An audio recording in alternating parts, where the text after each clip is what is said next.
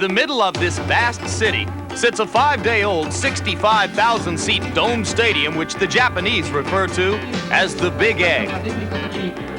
And now we are live in Korakuen Stadium in Tokyo, Japan as HBO Sports presents World Championship Boxing.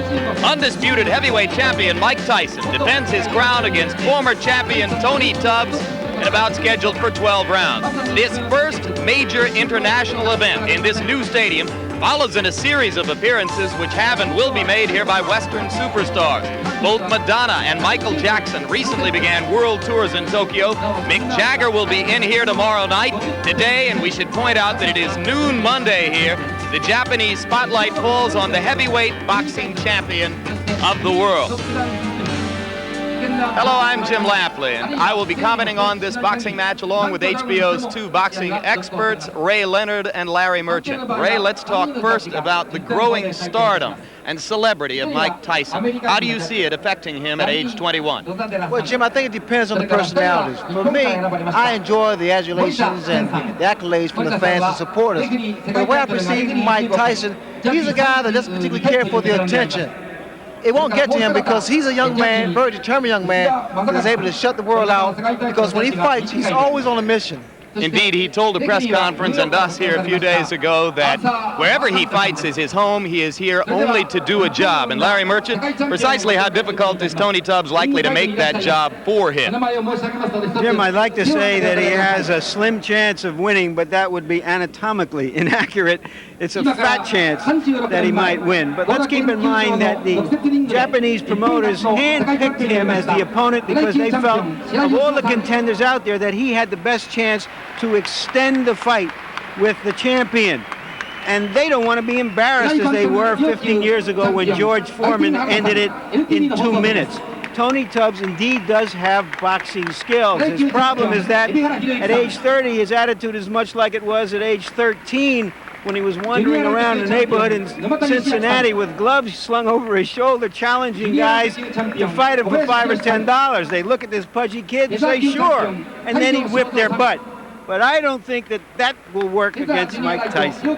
What will probably work would be if Tubbs could manage to be very busy during the fight, but this has already been a very busy period of time for Mike Tyson, who got married on February 7th, and then very shortly after that departed the United States and came here to Tokyo to fulfill a promise he made to the Japanese people back in 1986. When I become the heavyweight champ, I would love to come to Japan and defend my title. And I look forward very much to being there and meeting all the great people in Japan. Bye. And 2 years later, the journey has begun.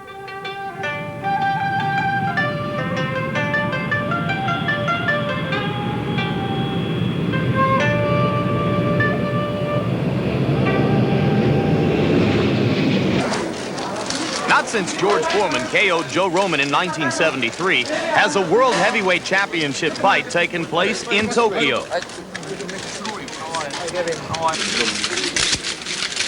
Within 2 hours of the champion's arrival here, Tyson Mania was in full cry.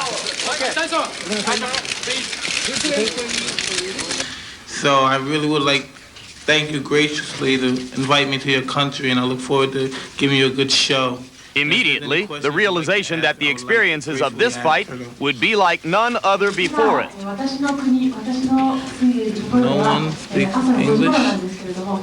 In the days that followed, millions of Japanese seemed totally mesmerized by the American champs. It was as if Godzilla, the movie monster of the 1950s, had returned to Tokyo.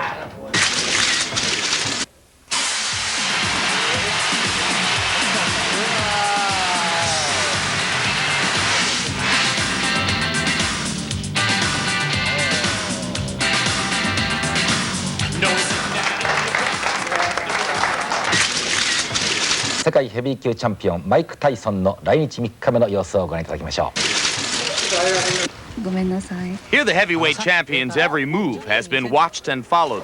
Even at 4 o'clock in the morning, photographers waited for the chase for one more picture opportunity. It's scary. I don't mind being the champ of the world. and getting the attention that I get in America, but you know, this is a whole different dimension once you leave your country and you're a bigger star in other countries than you are in your own country. And, I mean, it's frightening to me, it is, you know what I mean? Because I didn't never want to be a superstar. I just wanted to be the champion of the world. In the beginning, most Japanese knew little about Mike Tyson. But as each day passed here, he became exactly the center of attention he claimed he didn't want to be. そうですね。なかなかやはり世界的に名声を博するだけあって。マイク・タイソンはセクシーだと思います。Giant. He is a symbol of the United States. できればとっても素晴らしいマイク・タイソンと一度デートしてみたいです。めっちゃ強いん違うんかな。とにかく今世界の中で一番強いと思うけど。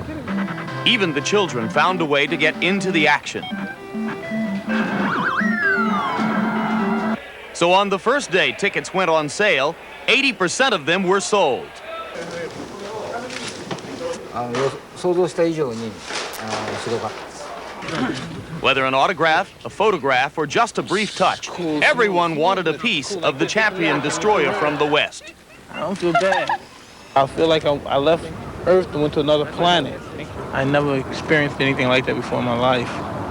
Around a bunch of people that just floundered around me and were so excited to just be around me. It was an experience I don't know if I will experience again. I feel everyone should know who the world champion is. And in my mind, before I ever traveled to another country to fight in a world championship contest, I thought, yeah, everyone should know the champion of the world. But God, man, I would have took second thoughts if I knew it would have been like this. And this was just the beginning. The new bride's arrival only added more fuel to what was already the hottest story in town. But the biggest story was the day Mike Tyson met one of Japan's greatest sumo wrestlers, Konishiki. Outweighed by 300 pounds, Tyson was hardly the heavyweight in this ring.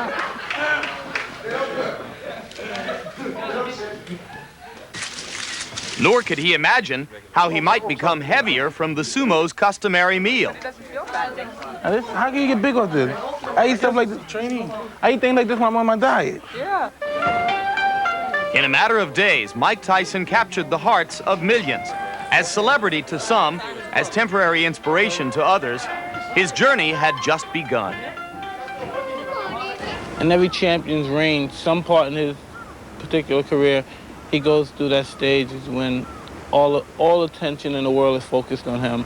And I think this is my time. Here on this national holiday, vernal equinox day in Tokyo, a large crowd is still arriving. They have paid up to $800 tops to see this World Heavyweight Championship fight between Mike Tyson and challenger Tony Tubbs, and we're bringing it to you live on HBO Sports. Now standing by with the newest and most special member of this heavyweight champion's relatively small entourage is Larry Merchant. I'm with Robin Givens, who was attending our first Mike Tyson fight as Mrs. Champion. Robin, inquiring minds want to know, how does a woman who went to Sarah Lawrence and Harvard Medical School wind up falling in love with a guy who's a graduate of the School of Hard Knocks? God, I want to know too. There's something, we have a lot in common, traditional families, and we just sort of love each other. We sort of love at first sight. It was hard in the beginning, but we got through it and we ended up married.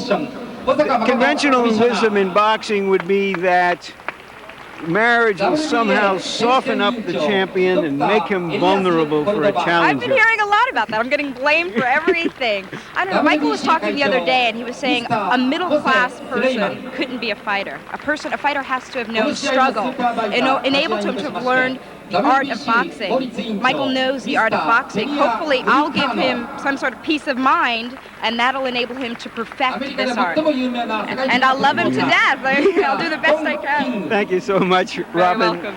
The odds makers say you will enjoy the fight. Just one historical social note. Heavyweight champions Jack Johnson, Jack Dempsey, Muhammad Ali, Joe Louis, all married early and often, and it never hurt their careers. Now let's roll out the challenger, the man who wants to end this honeymoon. He does have more ice cream than fire in his belly, but he also really has the stomach for fighting. In America, a well-conditioned body is one of the most eagerly sought aesthetic ideals of the 1980s. Everywhere we look, we are reminded of it. Experts tell us how to lose weight, how to tone up, how to exercise, what to eat. Most of us suspect we're only a book away from looking marvelous. Sports television channels jump on the exercise bandwagon with numerous aerobics programs. Still, there are a few who contend that bigger is still better. What would Christmas be without a roly-poly Santa Claus? Even in sports, there are exceptions, like the sumo wrestlers of Japan, who haven't missed a meal in years. And that kid from the Windy City, the American sumo. What's his name again? But in professional boxing, it's generally seen as a fighter's responsibility to enter the ring in the best shape possible. Not being in shape has been a criticism that has haunted one Tony TNT Tubbs throughout his career. Back in 1985, Tubbs won the WBA heavyweight title with a decision over Greg Page. But for reasons which remain obscure, Tubbs neglected to take advantage of his golden opportunity, gaining 15 pounds while supposedly training for his first title defense against Tim Witherspoon. Tubbs claimed the weight gain was the product of injuries and problems with promoter Don King. Regardless of its origin, when Tubbs stepped into the ring that evening, many believe he cheated boxing fans and cheated himself as well. Basically, I never really been in top condition for any fight. 244 was overweight, but that occurred with injuries. My problem now is that I don't want to come in the ring because people want me to come in the ring at 220, or 215. I got to come in the ring because I feel good about my weight, and I feel good to what at 28, 30, I'm strong and I'm fast. Mike Tyson got to deal with that. Tony Tubbs concentrates more on his training now. He wants to avoid the mistake of again failing to realize just how much is at stake in this business. If fighters aren't motivated to get into shape by pride, the rest of us would like to believe they should be motivated by the chance to make millions. 7 years ago, when Tubbs turned professional, he weighed in at 212 pounds. But by his 15th fight, he was already up to 224. And 4 fights later, he tipped the scales at 239. 1 more win, 4 more pounds. Then for his next 2 fights, he got himself into the best shape of his career. Against Bone Crusher Smith, he weighed in at 228. And then against Page, 229, which he considers his best fighting weight. Then lightning struck again when he defended his title. He ballooned to 244 and lost the championship belt. But Tubbs received a second chance when Witherspoon was ruled to have run afoul of a drug test and a rematch was ordered. Controversy followed again when Tubbs, less than a week in advance of the fight, requested it be postponed due to a shoulder problem. The injury was confirmed by independent examination, though skepticism lingered. Now Tony Tubbs is back in training with a new purpose. Even before this bout with the gym began, he was working on shedding weight with the help of former bodybuilding champ Lou Ferrigno. And most recently, he's been given even more incentive by the alleged $50,000 bonus to come in under 235 pounds. I know physically I'm in shape. 230 is my weight. 229, 228 is a plus. But I'll be 230 and hard. Physically, you'll be seeing the new Tony Tubbs. When I step in the ring, everyone say, wow, look at that cat. And the thing about it, once I start putting the moves down on Mike Tyson, I won't change. You know what? This fight might not be hard as y'all think it's going to be, because Mike Tyson is only good for what he can hit. For Tony Tubbs, a chance for redemption is near. But there are new stakes. If he fails to enter the ring with his mind and body 100% prepared for Mike Tyson, this time it could be hazardous to his health. I know right now that I am one of the best heavyweights in the world. I can box better than any of them. And I ain't taking no back seats to none of them. I'm not even taking a back seat to Mike Tyson.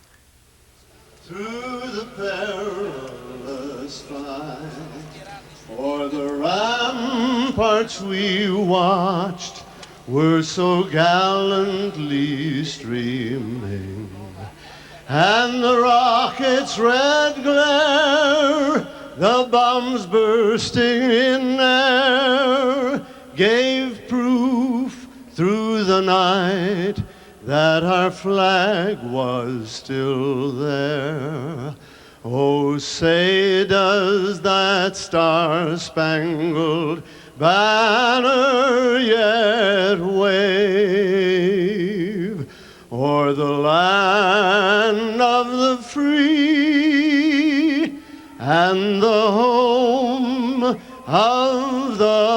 the brave.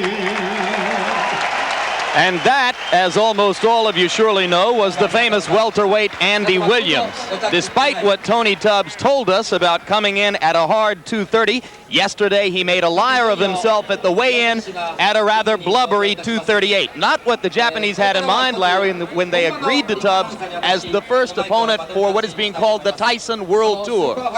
That's right. And here's a man who has really begun it in modern times, Muhammad Ali. This event is a reminder that one of his many achievements was truly making the heavyweight championship a world championship. Between Jack Johnson and Ali, no American world heavyweight champion fought for the title overseas.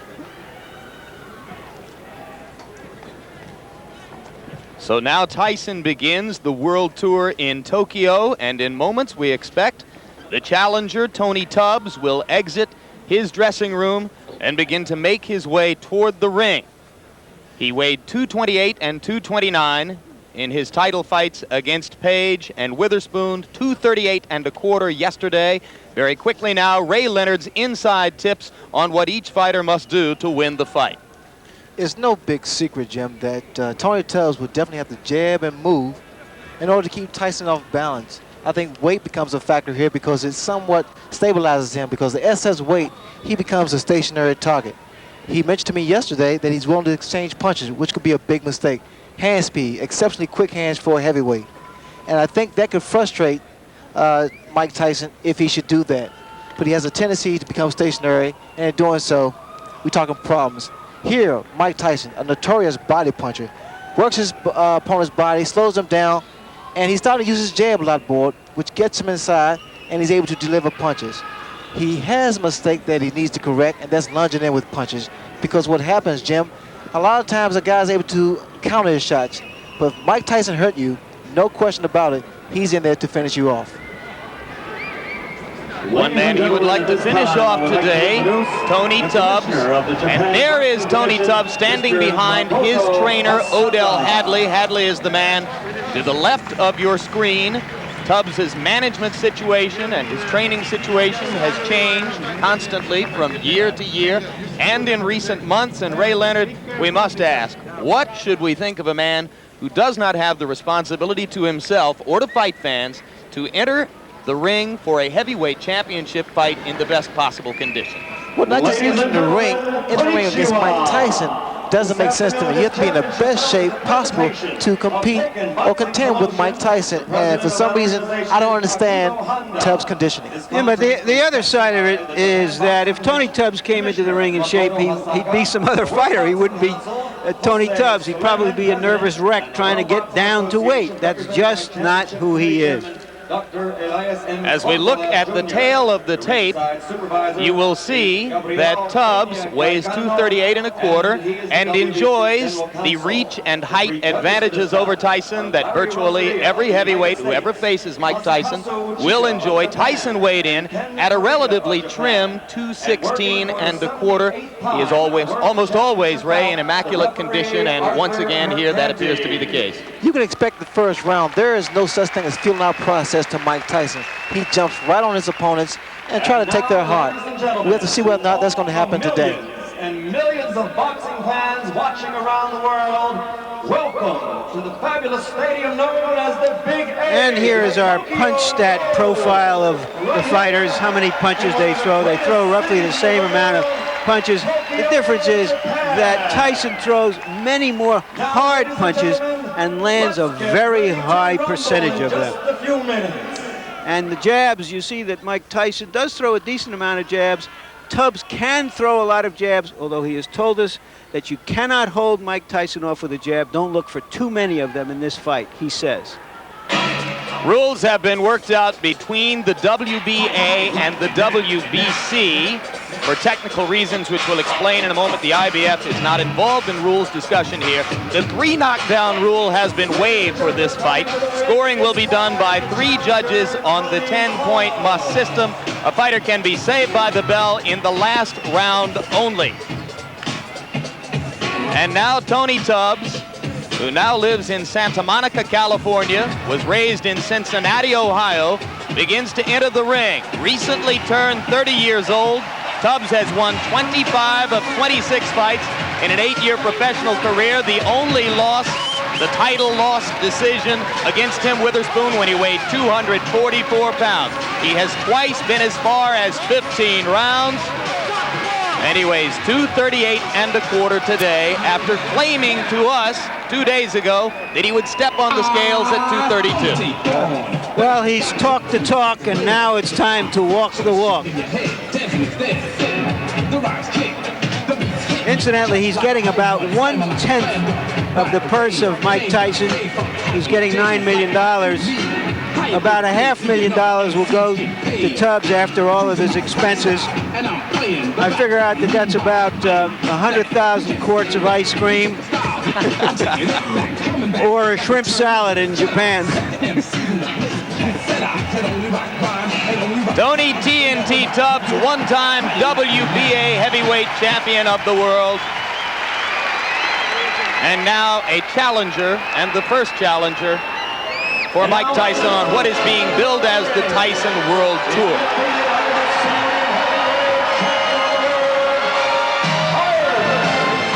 There is a syndrome evolving here in Japan, which is described by a new term in the Japanese language. It is called gaitare. It refers to foreign celebrities who are brought here by the overwhelming economic power of the yen currency as opposed to other world currencies. Now joining Madonna, Michael Jackson, and Mick Jagger as gaitare is Mike Tyson. And the interesting thing here is we were led to believe that the Japanese fans would view this more as a show, and that they sit on their hands a lot.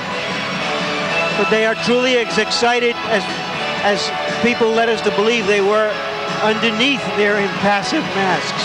Of course, if you have seen Tyson before, you are aware of what is called the gladiator look. No robe, no towels, no socks, just the black trunks, the boots, and the 10-ounce Everlast gloves. Mike Tyson is 21.5 years old, unbeaten in 33 fights with 29 knockouts. He went 12 rounds to a decision twice. This is his 6th title defense as heavyweight champ, the 3rd defense as holder of the championship in the eyes of all 3 governing bodies. Because of a conflict between local promoters and the International Boxing Federation, only the WBA and WBC title belts are being billed in Japan in connection with the fight. But in reality and in the eyes of boxing fans, it is the unified title which is at stake.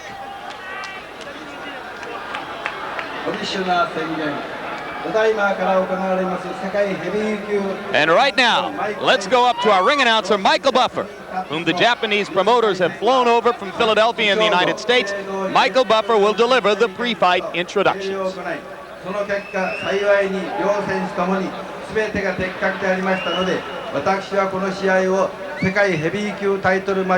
This, of course, is the Japanese ring announcer who is providing initial instructions for Japanese fans here as to the principles in the ring. And now, Michael Buffer takes over the mic.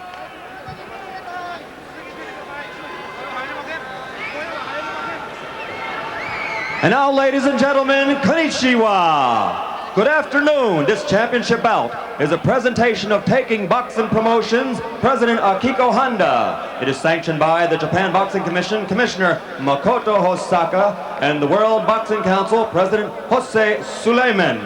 The World Boxing Association is represented by Championship Committee Chairman Dr. Elias M. Cordova Jr. The ringside supervisor is Gabriel Peña Garicano. He's the WBC General Counsel. The 3 judges are Larry Rosadilla of the United States, Masakutsu Uchida of Japan, and Ken Morita of Japan. And working for the 78th time in a world title bout is the referee Arthur Mercanti of the United States. And now, ladies and gentlemen, to all the millions and millions of boxing fans watching around the world, welcome to the Tokyo Dome, the Big Egg, right here in one of the greatest cities in the world, Tokyo, Japan. I would like to introduce in the ring at this time a man known as one of the premier promoters in the world of boxing, Mr. Don King. And now, ladies and gentlemen, let's get ready to rumble! 12 rounds for the heavyweight championship of the world. Introducing first, fighting out of the blue corner. He's wearing his boxing trunks and weighing 238 1/4 pounds with a professional record of 24 victories, 15 by knockout, and only 1 defeat. From Cincinnati, Ohio, he is the second-ranked heavyweight in the world and a former heavyweight champion. Ladies and gentlemen, the challenger, Tony TNT Thorne.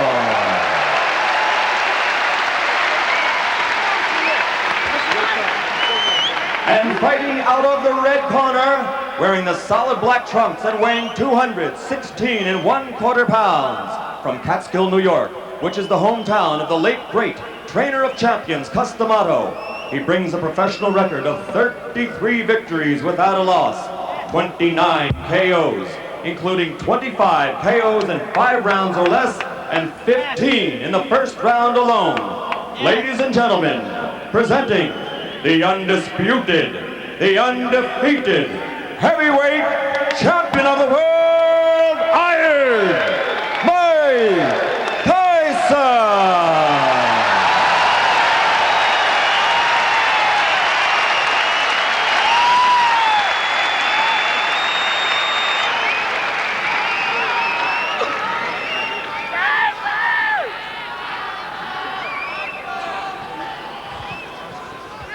Mike and Tony, you both received instructions earlier in the day, and therefore you know the rules.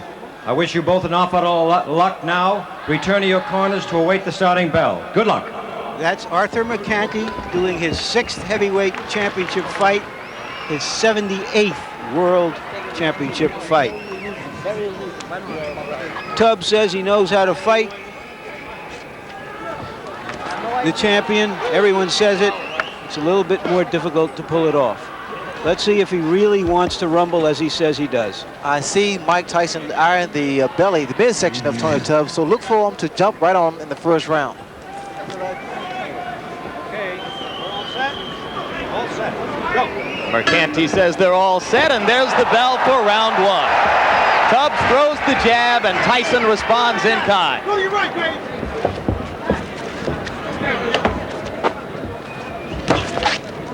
A lot of fighters find it difficult to set Mike Tyson up because Mike now gives a lot of head movement.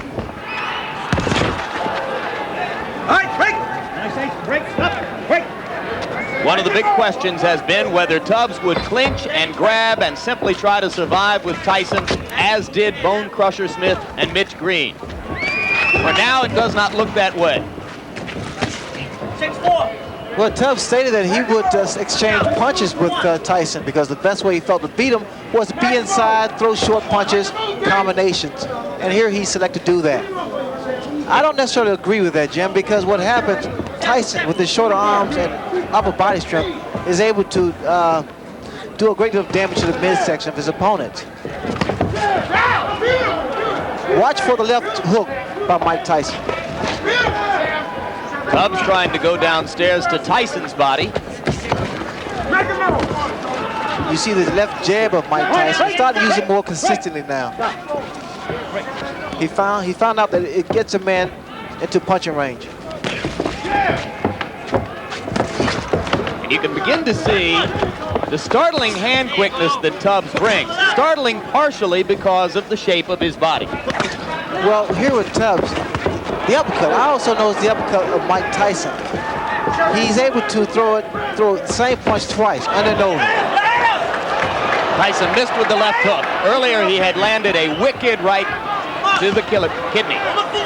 Look for a looping right hand by Mike Tyson because that's the punch I see that Tubbs is vulnerable to. He keeps dropping that left hand. 1 minute to go in round 1. Tubbs landed a left and ducked away effectively. You know what to do, champ. There you go. There you go. There you go. You know what to do, champ. Speed, baby, speed. Come on, sweet. What Tubbs needs to be doing now, he needs to throw 2 and 3 jabs to kind of break the rhythm of Mike. Because what's happening, Tyson starting to set up. You need to break that rhythm with a jab. Tubbs throwing the uppercut. A lot of people think he will have to be effective with that punch because Tyson comes in constantly. Well, Tyson also lunged him with an overhand right there, and that's one of the mistakes he makes. 10 seconds to go in round 1.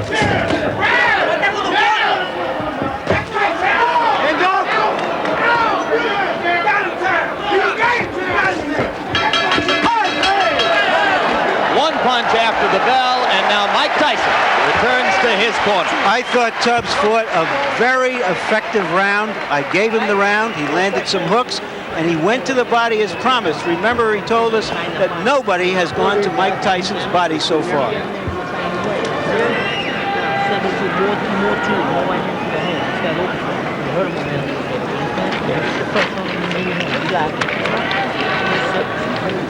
The voice is that of trainer Kevin Rooney. Oh, you got it? 6 and 1, half dozen the other. Okay, I'll take that.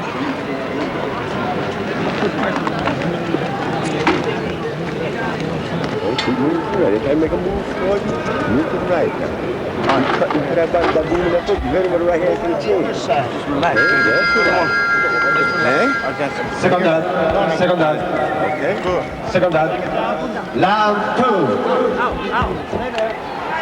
The talking in Tubbs' corner was done by trainer Odell Hadley. So now Hadley and Rooney have had their minute, and round 2 begins.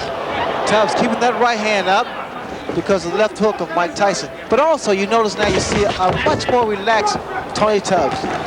So now his punches are being more fluid. Look at Tyson with the rapid-fire 3 jabs in a row. Something new within the past year. Well, Tyson is starting to improve each time he steps into the ring. But what I see here in Tubbs is pretty much trying to get range so he can drop his right hand, because in his corner they told him to drop the right hand. But the left hook lands, but he needs to come back with the right hand.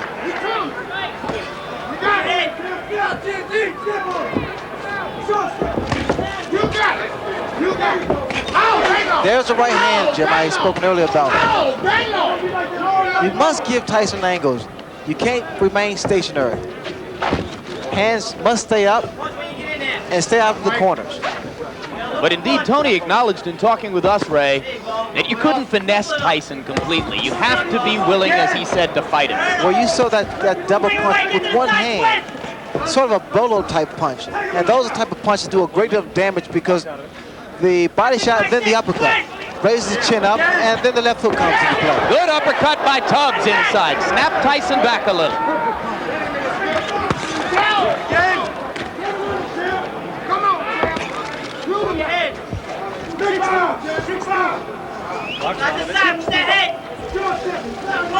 Tubbs has to be very careful. You notice he put both feet together, and that's easy to be knocked down or knocked off balance. He's trying to use his additional weight. Coming up on a minute to go in round 2. Tony Tubbs so far appears in no way intimidated by Tyson's fury, as have so many of his opponents. Good left hook, good combination by Tubbs. Open up.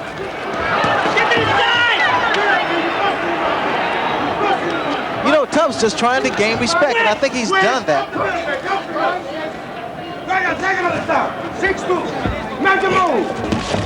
Good left by Tyson. Tubbs reeled. Those hands must be kept up higher. And again, like I stated earlier, Jim, I don't think it's a good idea to exchange punches with Tyson. Good body shot, but you need combinations now. 30 seconds left in the round. Both fighters have had their say here. I couldn't tell whether or not the punch hurt. Tubbs is hurt. Tubbs is hurt badly. It was a left hook. And it's over. Odell Hadley has jumped in the ring. The fight is over. With stunning swiftness.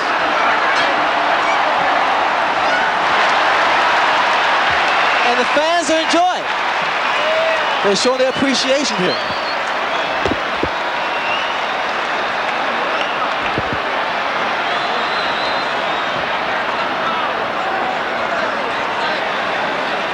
Remarkable. The tide of this fight changed within 15 or 20 seconds. Well, that's what a great puncher can do. The boxer is thinking all the time, and the puncher is punching all the time. The only thing I can say now is that if you thought that whale hunting was outlawed in Japan, we just saw that Mike Tyson hadn't heard about it.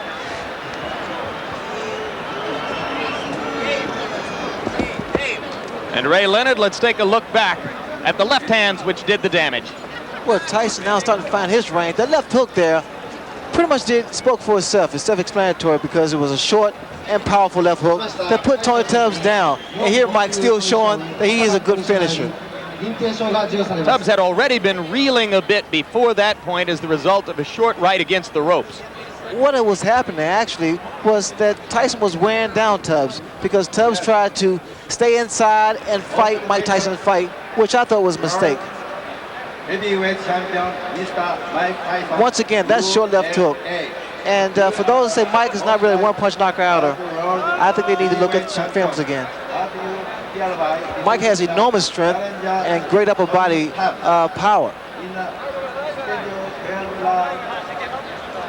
Early now in round 2. That was the punch against the ropes that really started things off. I said a right, it was in fact a left right on the forehead. But you can appreciate the power of Mike Tyson because that punch hit him on the temple, and it wasn't really a 6-inch punch, it was shorter than that. So Tony Tubbs becomes the latest in the string of victims. Tyson's 30th knockout in 34 times in the ring. And the Japanese, who were so disappointed 15 years ago by George Foreman's one-round knockout of Joe Roman, got about 2.5 minutes more this time. But Jim, you also have to commend the corner of Tony Tubbs because they was in there for the welfare of his safety because they saw the power of Mike Tyson. They saw that that man was hurt and was indeed down. Interestingly, Ray, one of the things that Tubbs had seemed to demonstrate throughout his 26-fight career up to that point was a pretty good chin. Well, he has a very good durable chin, but again, that's Mike Tyson there. And right now, let's go up to ring announcer Michael Buffer for the official statistics on this one. Ladies and gentlemen, here's the official time. 2 minutes, 54 seconds of the second round. The winner by knockout victory. Now 34 consecutive victories. Still the undefeated, undisputed heavyweight champion of the world, Iron Mike Tyson.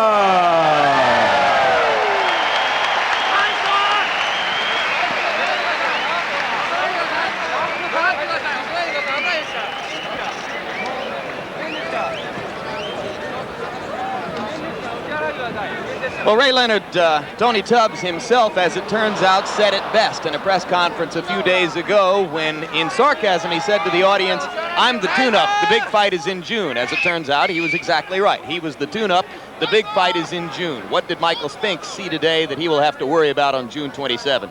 Well, I'm sure that Michael Spinks saw the power of Mike Tyson and that Mike Tyson is indeed getting better and better, more patient and more destructive in a sense. And right now, that young man is with Larry Merchant, so let's go straight up to the ring.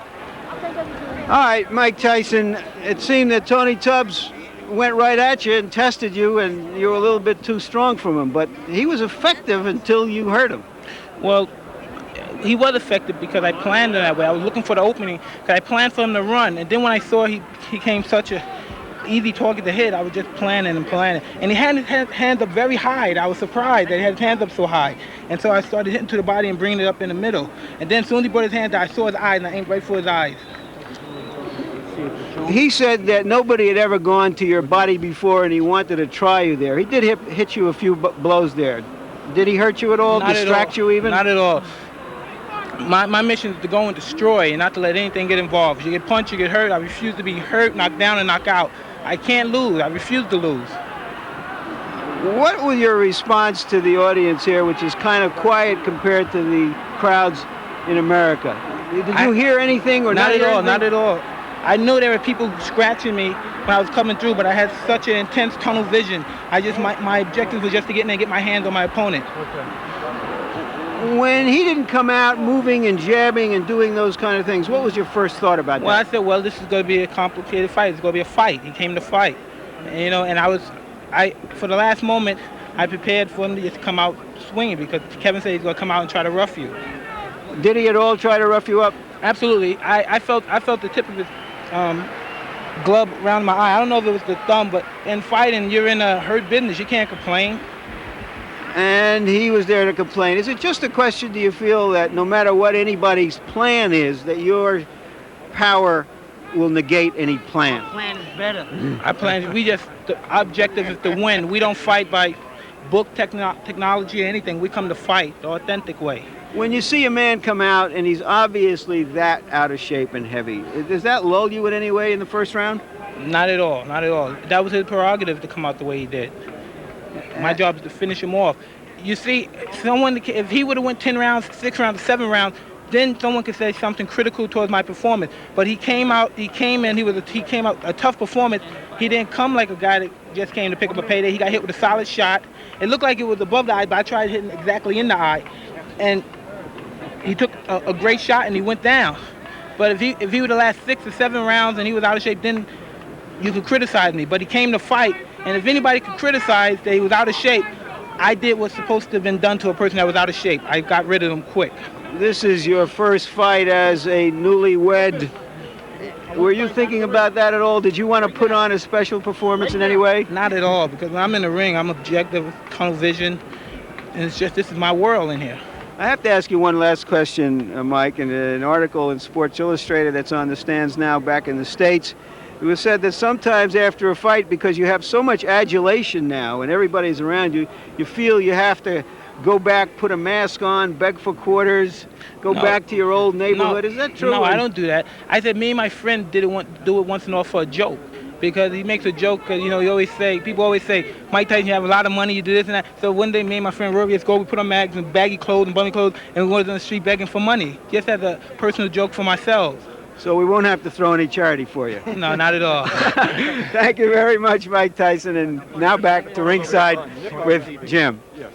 All right, Larry, thank you very much. And one brief personal note. You saw behind Mike's shoulder there his co-manager, Bill Caton. For the first time since Mike's been fighting as a professional, the other co-manager, Jim Jacobs, has not been able to make this trip. He's back in a hospital room in New York recovering from an illness, and we would all like to offer our personal best wishes to Jim and wish him a speedy recovery and look forward to seeing him in Atlantic City on June 27. Ray, we heard the essence of Mike Tyson's ring intelligence there. This is a fight. You make no excuses. You come to destroy your opponent. Right now, we'll look back at round 2, and you tell us exactly how he did it. Well, there's no question about it, Jim, that Mike Tyson is always on a mission when he's in the ring. And I think it's difficult for fighters to deal with him because he doesn't have a feeling out process. In other words, he doesn't see whether or not he can land a jab or right hand. He goes right at you, and he goes in there for the kill. And we're going to take a look back now at the entire second round, Ray, from the handheld camera angle, which will give you a feel of what it looked like to us from ringside. Remember that Larry Merchant himself commented that he thought Tubbs fought a very effective first round and, in fact, scored the first round for Tubbs. I thought it was pretty close to even, but certainly I thought Tubbs had given an impressive account of himself in round 1. The first round, that's the way you fight Mike Tyson, or compete with Mike Tyson, rather, because you have to give him angles, jab. You see the jab, how effective it is, movement, never a stationary target, because what happens here when he becomes stationary, Mike Tyson works your body, he brings your hands down, and then he goes for the kill. I thought the first round was a pretty good round for Tubbs, although I would have preferred to see a lot more movement, a lot more left jabs thrown. Do you think that fatigue was becoming a factor this early in the fight for Tony?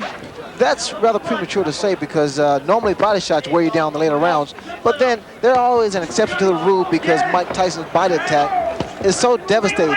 Here he's going right to the midsection, and I'm sure Tubbs felt those shots.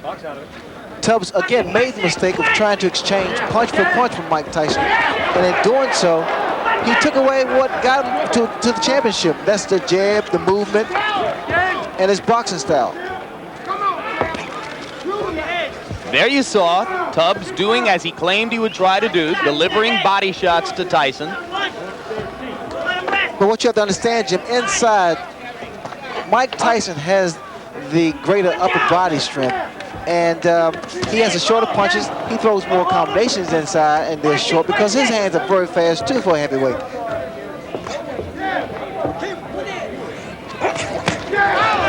There was a good short left inside by Tubbs. But you also see the power of Mike Tyson because always after Tubbs delivers his combination, Tyson retaliates. And indeed, that's the problem of bringing the strategy that Tony said he would bring. You've got to fight with Mike Tyson, but then you give him a chance to do his thing. Look at the short shots that Mike hits his opponents with. Good short left hooks to the head, right hooks to the head, and then he delivers that crunching body shots.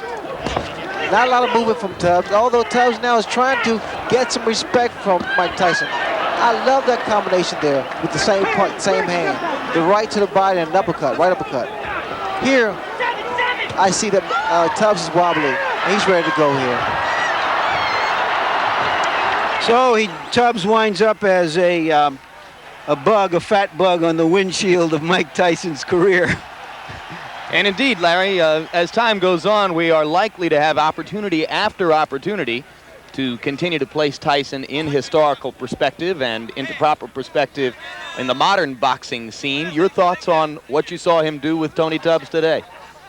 Well, I think it just basically it confirms the fact that while he may not yet be classified as a great heavyweight champion, that he's certainly the most precocious young heavyweight that there ever was in boxing. He's still younger than any other person has ever become the heavyweight champion, and yet he's not yet 22 years old. I imagine he's going to be awfully good for the balance of payments in America as he excuse me, travels around the world, because people around the world do want to see this American phenomenon. And of course, all of that, Larry, presumes that he can get by Michael Spinks on June 27. Did you see anything here which alters your perspective on the Spinks bout? Well, the only thing I've seen here that would affect the Spinks fight would be that Michael Spinks knows, if he ever had any idea of staying inside with this guy, that he's got to just stay away from him and hope to frustrate him and make him a little wild and crazy and tentative, and then jump in as he is wont to do. I have great respect for Michael Spinks as a fighter, but against somebody who is as young and strong and especially as fast with his hands, with his feet, and even with his mind. He adjusts with his mind. Not many 21-year-old fighters can do that. I don't see any hope for Michael Spinks or anybody else out there that we know of at this point. That's a pretty strong statement. Larry has just said that he sees no hope for Michael Spinks, who is an undefeated fighter, who once held a legitimate heavyweight championship of the world in the eyes of one of the three governing bodies, who is still seen by some as a people's champion because he twice defeated Larry Holmes. Where do you stand on the Spinks versus Tyson question at this moment, Ray? Well, I think that Michael Spinks will have to be innovative in order to defeat Mike Tyson. Naturally, watching his performance tonight reassures him that it's not a good idea to stand inside with Mike Tyson. Michael Spinks, his style is so unorthodox, and his movement will pretty much help him out a great deal, because if he selects to stay inside, Jim, he's asking for problems, because Michael Spinks is indeed a very intelligent boxer. All right, just to sum up, and with thanks to Ray and Larry, what you have seen today was 21-and-a-half-year-old heavyweight champion Mike Tyson earning about $9 or $10 million for just under 6 minutes worth of work in the ring, the product of the continuing development process, which was begun by a great fight trainer named Cus D'Amato, which continues now under Kevin Rooney, under the management of two men named Bill Caton and Jim Jacobs, and the prospect continues to exist that we will watch this heavyweight champion fight all around the world against all kinds of opponents. Stay tuned immediately following this World Championship Boxing telecast for a special presentation of The Hitchhiker Special Ingredient, followed by A Nightmare on Elm Street 3 Dream Warrior. Those are on the East Coast and in the central regions. Jumpin' Jack Flash on the West Coast and in the mountain areas. All of those shows will be seen in their entirety. Be sure to join us for our next World Championship Boxing telecast when WBA welterweight champion Marlon Starling takes on Mark Breland in a bitter rematch, and WBA lightweight champion Julio Cesar Chavez defends his title against Rodolfo Aguilar. An exciting doubleheader on Saturday, April 16, right here on HBO. So for Larry Merchant and Sugar Ray Leonard, I'm Jim Lampley, saying so long now from Tokyo, Japan. The executive producer of HBO Sports and producer of tonight's telecast is Ross Greenberg. This fight was directed by Mark Payton. The feature producers were Rick Bernstein and Michael J. Whalen. The associate producers were Dave Harmon and Steve Salvatore. The assistant to the producer, Brian McDonald. The production manager, Russell Gabay. And the technical supervisor, George Wenzel.